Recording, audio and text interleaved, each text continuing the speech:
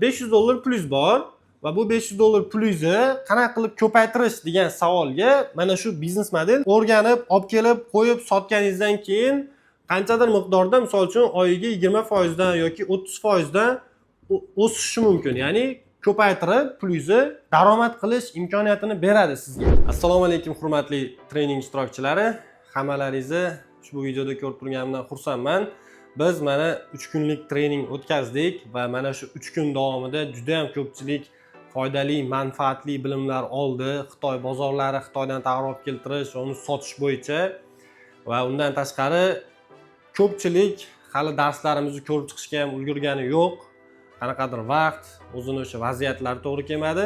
Shuni hisobiga bugun sizlarga oxirgi video darsligimizni qilib beraman. Ya'ni bunda yana sizlarga bermoqchi bo'lgan bir qancha informatsiyalarim bor va bu videolar davomida, mana shu trening davomida juda ham ko'plab foydali ma'lumotlar berildi.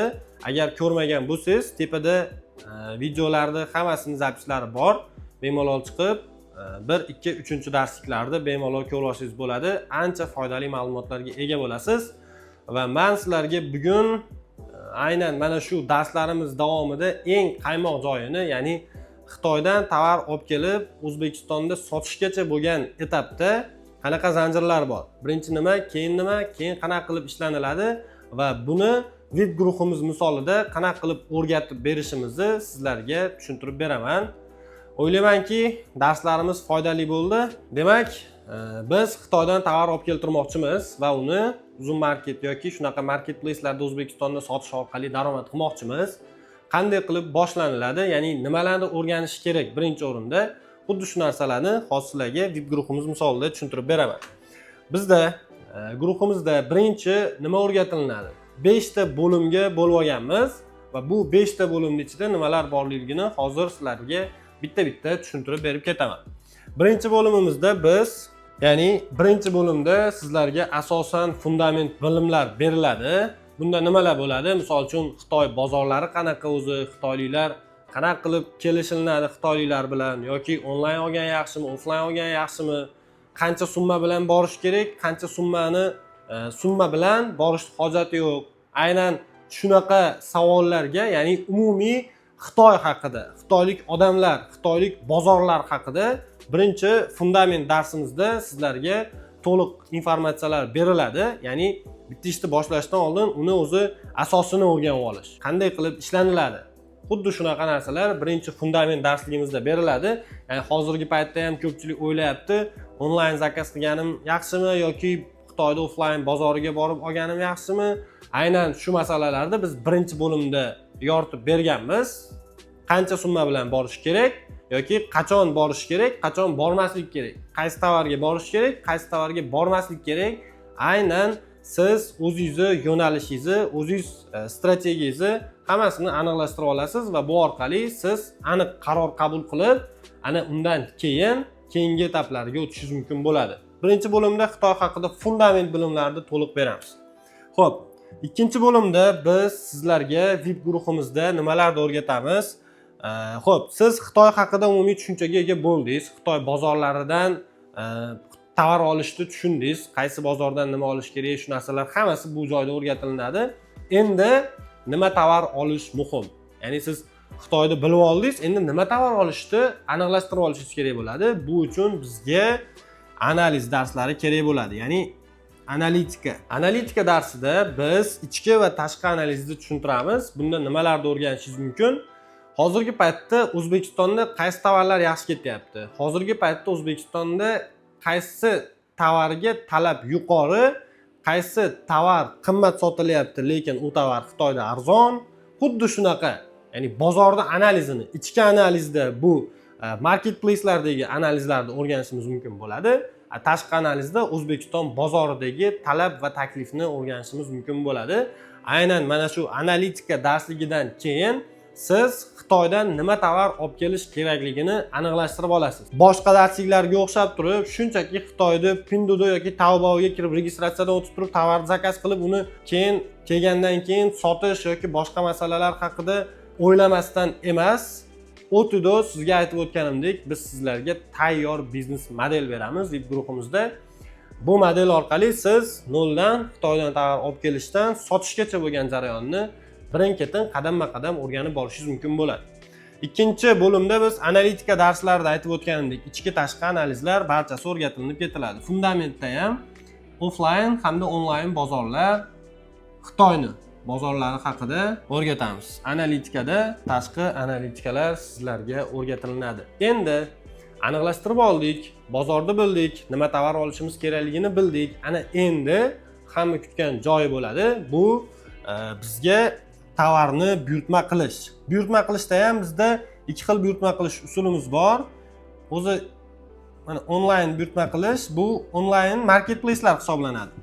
1688 Taobao, mana shu marketplace'lar orqali biz mahsulotlarni buyurtma qilishimiz mumkin yoki bizda ikkinchi variant WeChat bor. Ya'ni WeChat orqali siz aytib darslar ichida ham tushuntirib o'tamiz. Taobao, Pinduoduo 1688 larni pluslari, minuslari haqida ham aytib o'tamiz. Qaysi birida qanaqa tovar olsangiz siz marketplace'dan olishingiz kerak.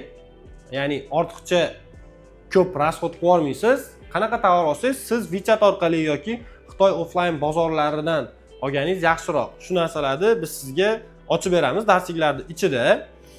WeChat bo'yicha ham juda ham ko'plab informatsiyalarimiz bor. WeChat orqali buyurtma qilish komissiyasiz, o'rtakashlarsiz, bemalol siz eng arzon narxlarda buyurtma qilishingiz mumkin bo'ladi.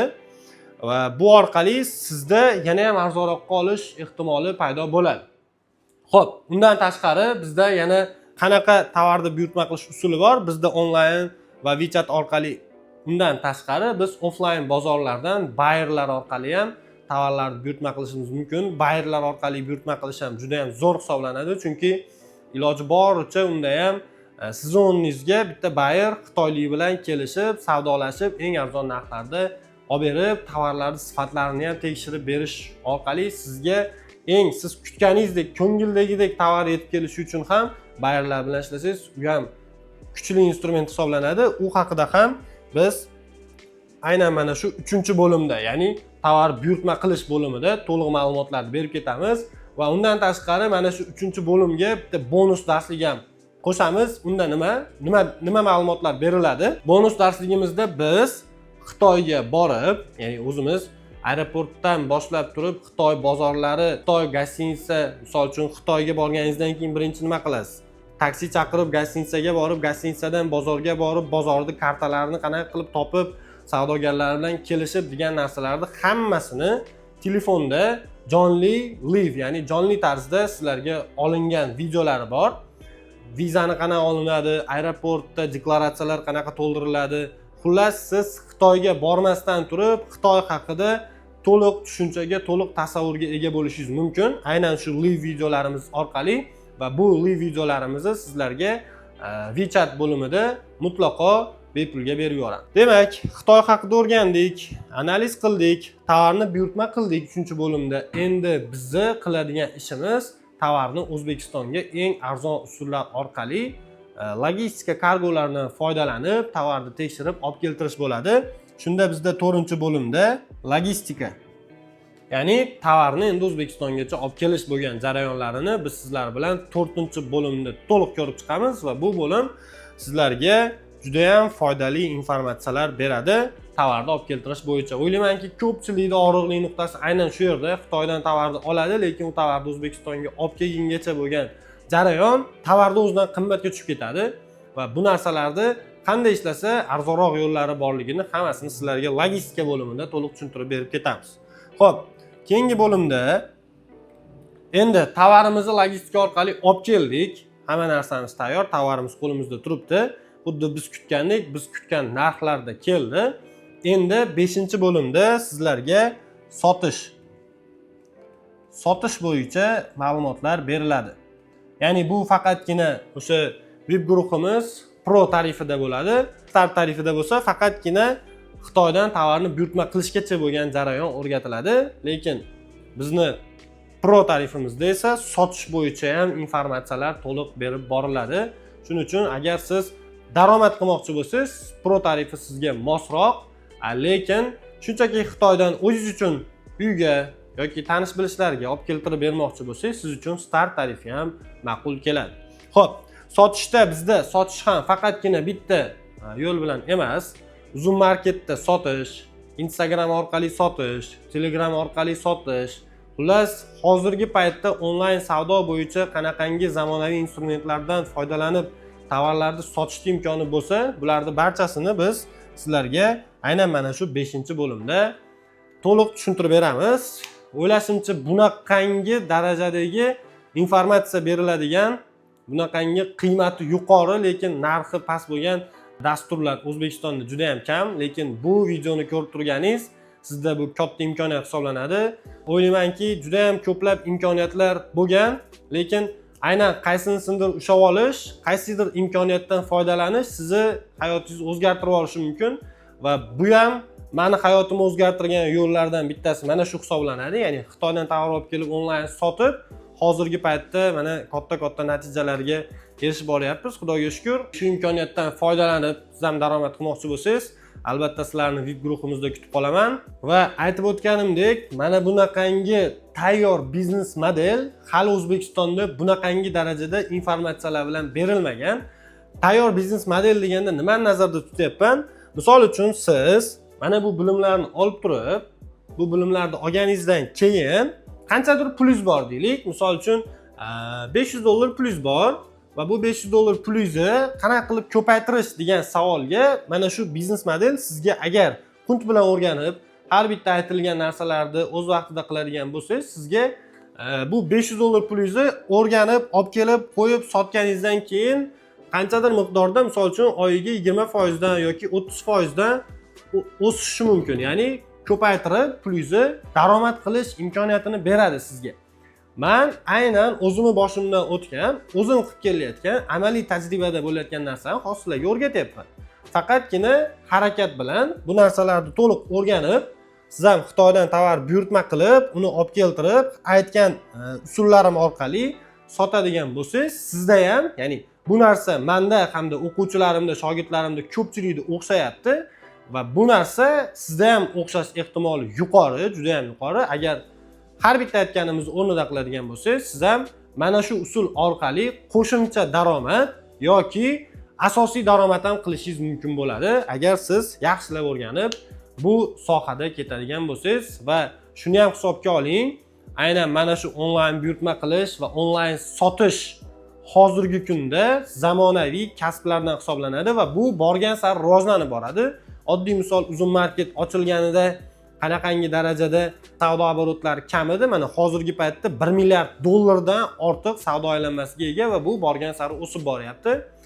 Qanaqadir tanu rasmni ham ko'rgandim. Vertolyotda turib, ham vertolyotda, ham kamerachi rasmga olyapti. Kelajakda ikkita mana shu dron chiqishini, ya'ni video oladigan dron chiqishi oqibatida ham vertolyot minadigan, ham kamerachi ishini yo'qotyapti. Va borgan sari bunaqangi kasblar bor, shunaqa kasblar bor, yo'qolib boradi, lekin qaysidir kasblar bor, bular borgan sari rivojlanib boradi va onlayn savdo, onlayn marketplace'larda tovar sotish borgan sari rivojlanib boradigan bizneslardan hisoblanadi. Shuning uchun aytib o'tganimdek, bu sizlar uchun juda ham zo'r imkoniyat bo'lishi mumkin. Aytib o'tganimdek, bu bizni VIP guruhlarimiz, darslarimiz boshlanyapti. Agar sizga ham to'liqroq ma'lumot va bu biznes VIP guruhimizda qo'shilib, biz bilan birgalikda savdo qilish niyati bo'lsa, sizda ham pastda havola qoldiraman. Havola orqali ro'yxatdan o'tib, joyingizni band qilib, bizni VIP guruhimizga qo'shilishingiz mumkin bo'ladi va biz bilan birgalikda mana shu jarayonda onlayn daromad topish imkonini sizga beradi. Sizlarga bermoqchi bo'lgan ma'lumotlarimiz shulardan iborat edi. E'tiboringiz uchun rahmat. Keyingi videolarda sizlar bilan ko'rishguncha.